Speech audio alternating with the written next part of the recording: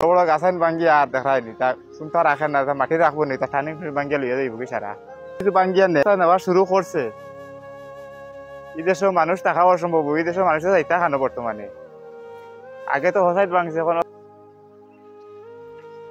কি হিসাবে পানি বাড়ে। বর্তমানে আমরা বগুড়ি ঘাট আছি, লস্কর পাতার বগুড়ি ঘাট এখান কিছু ভাঙ্গিয়া লিয়ে যার গিয়া। গতিকে আপনারা বর্তমানে পানিটা প্রচুর বাড়াত আছে। এক গাব্বি হিসাবে পানি বাড়িয়ে আসছে। পানি আগেও তলে আসলো পানি, বর্তমানে পানি